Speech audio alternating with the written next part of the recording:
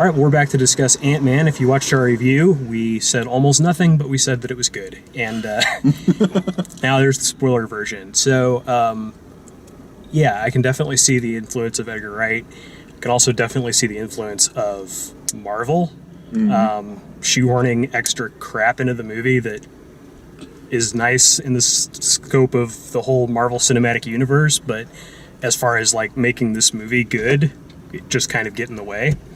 But it wasn't over the top or obnoxious like it could get in some of the Avengers movies, like Avengers 2 specifically, and Iron Man 2 specifically. But no, I thought all of the performances were really good. Paul Rudd's really funny. Michael Pena is really funny.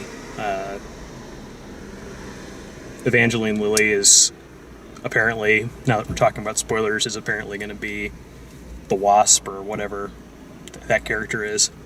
So yeah, it was good. There was things that happened that just sort of like stopped. Yeah, it sort of like forgot about Evangeline Lilly for like the second act. And part of the third act, and then it kind of forgot about it, like Michael Douglas too, like he just sort of disappears. And they shoehorn in the Avenger from Captain America that I can't remember. Falcon. I mean, he made such an impression on me that I don't even remember what the superhero's name was. So it was a nice ad. It was fine. Like that part of it fit. Yeah. That was it, though. That sequence actually made sense in the scope of what was going on with the movie. Right. But like all of the like cutesy Hydra stuff and you didn't like the Hydra stuff? I love the Hydra stuff. That was a great line.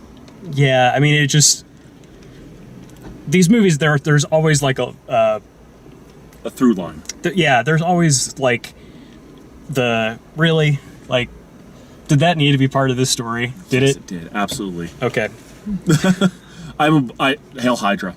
Oh my god. Wow. I think it was good. There were parts where I think the writing just kind of fell off, or they forgot that they needed to finish, or forgot that they needed to give a backstory. Yeah, that's the way I felt too. And it was just like, oh, we're not going to finish? Yeah, character development takes a backseat to action sequences and cameos and like it was like when they were telling him to fly through the keyhole. So I understand that he's trying to work up to it, and then eventually he gets it, but it was like working up to it, getting it, oh, let's go, try off and do some other things, and la la la, and then like all you see is another scene is just him going through the keyhole. Done. Right. And I was like, wait, that stuff doesn't it? bother me quite as much because like we didn't need like another superhero training origin type of movie. Like I'm glad that they did that kind of stuff in sort of a montagey way. But you're right, like it seemed to like start pieces of the story and then just abandon them for a while, and then suddenly they would come back and it would just pop up though. Yeah. But I mean, like I like that it was a quick scene. I don't need it to be long, but I kind of wish it would have been a little bit more thorough. And they could have so easily mashed together. They could have so easily made this a 2.5 hour movie, and I'm really glad that they didn't. So glad. How long was it? It was almost 2 hours. But that's the thing, like most of these movies are really bloated and long, and this one could have easily had another half hour of stuff crammed into it. It didn't feel long at all to me. They kept the pace high. It did and it didn't, because like the character development stuff. The middle felt long. Yes, you're right. The beginning was really quick. Got in there, got meat, potatoes, saw what he did. Good, laid the foreground. Middle was just like, oh my god. Yeah, when is it over? the second act is a slog, and it's the part where it's just sort of him and Corey Stoll having conversations, and Michael Douglas is out of the action, and Evangeline Lilly's out of the action, and you're just sort of waiting for the end of the movie to happen, and because of the trailers, you know that they're going to have a fight with a train set, and you just keep waiting for that fight with the train set to happen. Which is kind of sad because that's really like the most fun and inventive thing in the movie, is that particular sequence. That and I think the break-ins were pretty well thought out. The break-ins. Yeah. Yeah, I mean, there was a sequence at the beginning that felt like it was out of an Ocean's 11 movie, where they're sort of planning the heist, like when it's just him and like the other guys, like Michael Pena and the hacker and whatever. But I don't know, like that seemed like that was the strongest thing. Like anytime that the action was really good and really funny, I think the movie really worked. Yes. And then there was a lot of stuff where it was really just a straightforward action sequence. Yeah. And that stuff was not as good by comparison. Understandably. I mean, Ant-Man doesn't work if he's not a comedy, in my opinion, because, well, you told me Ant-Man's coming, I'm like, Hank Pym? Really? And I believe that Michael Douglas is the perfect Hank Pym for being an older man. So I bought into all of this. It's following the Scott Lang irredeemable Ant-Man storyline. So I was on board as soon as I heard that. I don't know why Basically they from the didn't start. build up to this movie in Age of Ultron. I think there's two reasons. I think one, they wanted to keep as much of this stuff a surprise as possible. And two, they also wanted to be able to just abort this movie if they had to. Absolutely.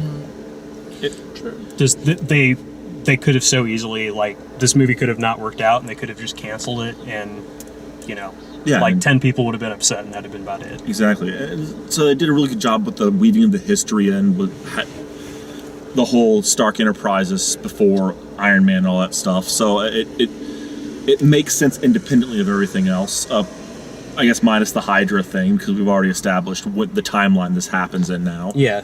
But, well, we also established, okay, so every tie-in established the timeline, because we also established where New Avengers headquarters are as well.